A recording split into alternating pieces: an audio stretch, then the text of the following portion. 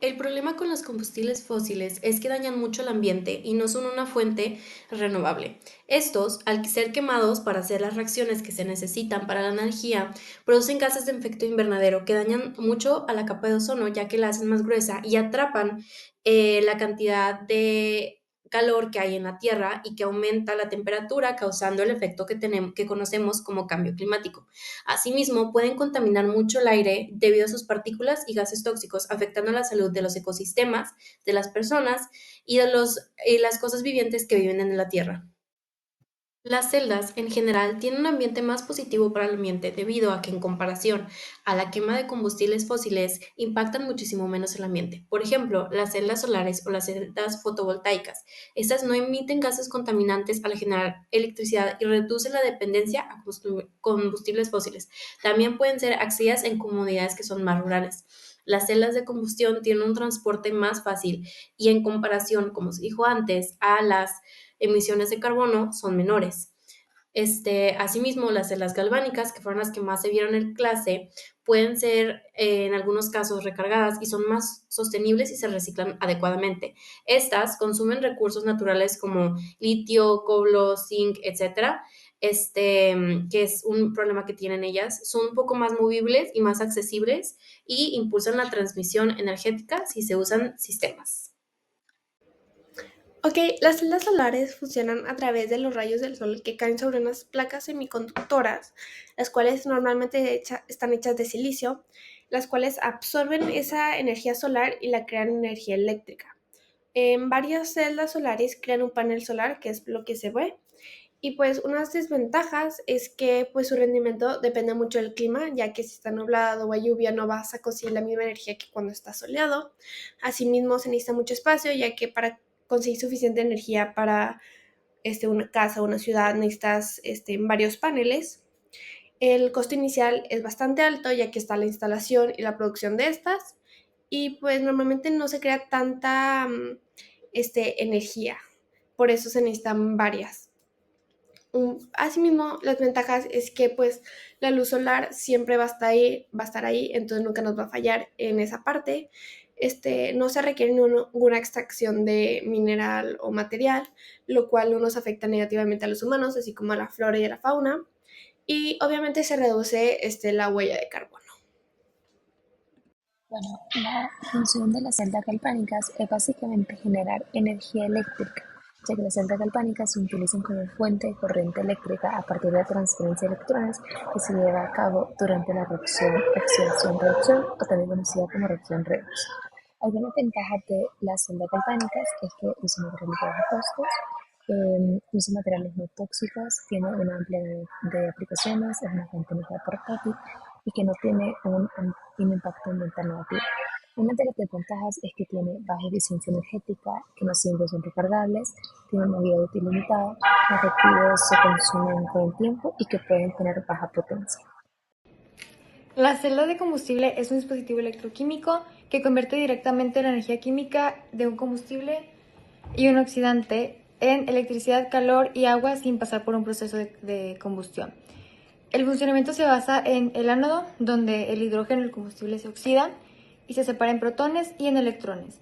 Los protones atraviesan un electrolito hacia el cátodo y viajan por un circuito externo donde se genera la corriente eléctrica. Ahora, en el cátodo, el oxígeno se combina con los protones y los electrones para formar lo que es el agua.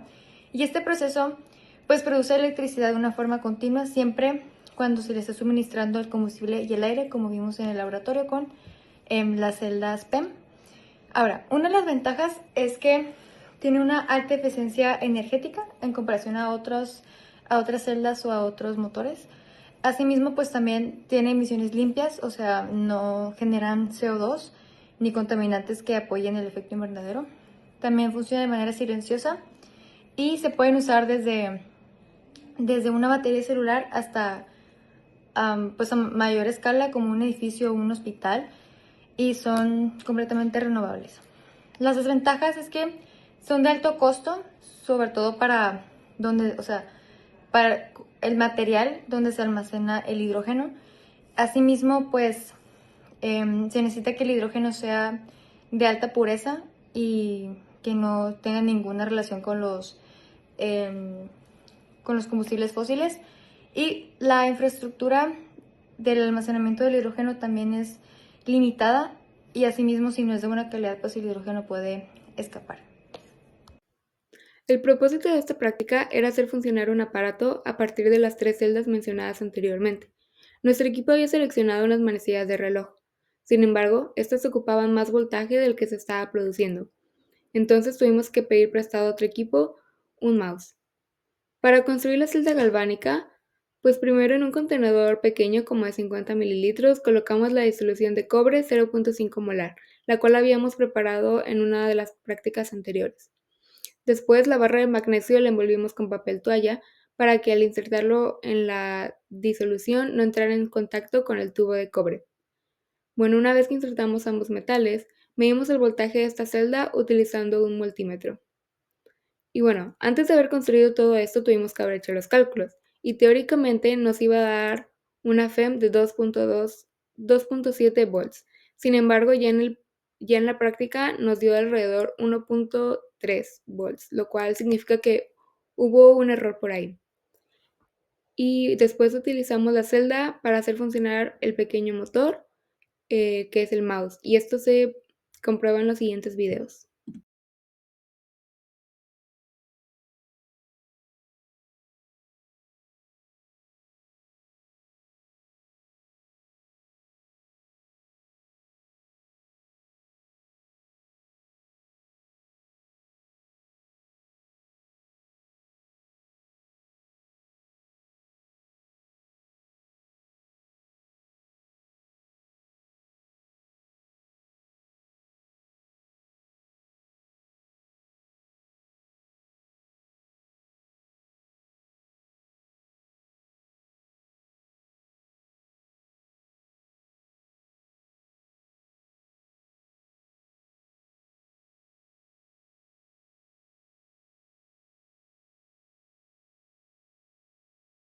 Como resultado de discusiones, para nuestro experimento 1 se registró un voltaje de 1.38 volts, suficiente para encender un mouse inalámbrico pero no nuestro reloj de manecilla, lo que sugiere que, aunque la reacción redox fue efectiva, la potencia generada tuvo limitaciones, posiblemente debido a pérdidas por resistencia interna.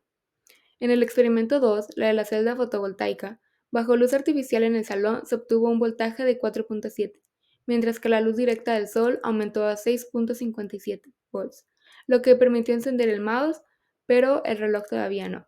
Esto confirma que la eficiencia de las celdas solares depende críticamente de la intensidad lumínica, siendo pues más efectivas en los exteriores. Pero el experimento 3, celda de combustibles, es el que demostró el principio de generación de energía a partir de la reacción entre hidrógeno y oxígeno, obtenidos mediante electrólisis del agua. Aunque el mouse funcionó, el proceso fue más lento en comparación con las pilas químicas. Finalmente, hicimos otro experimento extra, que fue conectar celdas en serie. Se intentó aumentar el voltaje conectando 3 celdas voltaicas, pero el mouse no encendió debido a errores en las conexiones de los cables.